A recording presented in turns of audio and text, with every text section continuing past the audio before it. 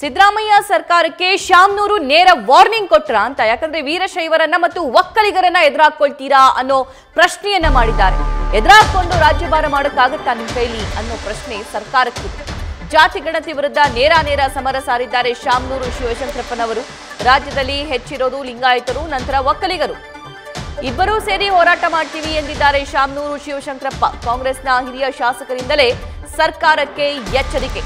ಪ್ರಬಲ ಎರಡು ಸಮುದಾಯದವರು ಜಾತಿ ಗಣತಿಯನ್ನ ಮೊದಲಿಂದಲೂ ಕೂಡ ವಿರೋಧಿಸ್ತಾ ಇದ್ರು. ಅದರಲ್ಲಿ ಮೊದಲ ಶ್ರೇಣಿಯಲ್ಲಿ ನಿಲ್ಲೋರು ಶಾಮನೂರು ಶಿವಶಂಕರಪ್ಪ.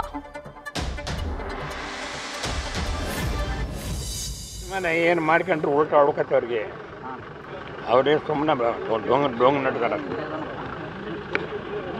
ಮೇಜರ್ ಕಮ್ಯುನಿಟಿಗಳು ಇರೋ ಸ್ಟೇಟ್ ಕರ್ನಾಟಕದಾಗ ವೀರಶೈವರು ಫಸ್ಟ್ ಸೆಕೆಂಡ್ ಒಕ್ಕಲಿಗರು. ಗೊತ್ತಾಯ್ತಾ? ಇವೆರಡನ್ನ ಎದುರಿಗೆ ಹಾಕೊಂಡು ರಾಜ್ಯಭಾರ ಮಾಡೋಕ್ಕಾಗತ್ತಾ? ತಡೀರಿ ಮತ್ತೆ ನೋಡ. ಒಕ್ಕಲಿಗರು ಮತ್ತು ಲಿಂಗಾಯತರೆಲ್ಲ ಸೇರಿ ಹೋರಾಟ ಮಾಡ್ತೀವಿ ಅಂತ ಹೇಳಿ ಹೇಳ್ತಾ ಇದ್ದಾರೆ. ಅದೇ ಮತ್ತೆ ಇಬ್ಬರು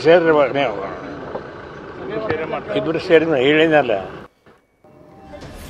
ಒಕ್ಕಲಿಗ ಹಾಗೂ ಲಿಂಗಾಯತರು ಸೇರ್ಕೊಂಡು ಮೊದಲಿಂದಲೂ ಹೋರಾಟ ಮಾಡ್ತಿದ್ದಾರೆ. ಜಾತಿ ಗಣತಿ ಬಿಡುಗಡೆ ಮಾಡ್ತೀವಿ ಅಂತಿದ್ದಾರೆ. ಏನ್ ಹೇಳ್ತೀರಾ ಅನ್ನೋ ಪ್ರಶ್ನೆಗೆ ಒಕ್ಕಲಿಗರನ್ನ ಮತ್ತು ಲಿಂಗಾಯತರನ್ನ ಎದುರಾಕೊಂಡು ರಾಜ್ಯಭಾರ ಮಾಡೋಕ್ಕಾಗತ್ತಾ, ತಲೆ ಕೆಟ್ಟಿದೆ ಅವರಿಗೆ ಅನ್ನೋ ಮಾತನ್ನ ಶಾಮನೂರು ಶಿವಶಂಕರಪ್ಪನವರು ಹೇಳಿದ್ದಾರೆ. ಅಂದ್ರೆ ಈ ಜಾತಿ ಗಣತಿ ಮಂಡನೆ ಆದಾಗಿನಿಂದ ಸಂಪುಟ ಸಭೆಯಲ್ಲಿ ಇಲ್ಲಿವರೆಗೂ ಎಲ್ಲೂ ಕೂಡ ಶಾಮನೂರು ಶಿವಶಂಕರಪ್ಪನವರು ಮಾತನಾಡಿರಲಿಲ್ಲ. ಆದ್ರೆ ಈಗ ಮೊದಲ ಬಾರಿಗೆ ಅವರು ರಿಯಾಕ್ಷನ್ ಕೊಟ್ಟಿದ್ದಾರೆ. ಆ ರಿಯಾಕ್ಷನ್ ಕೂಡ ತುಂಬಾನೇ ಖಾರವಾಗೇ ಇದೆ.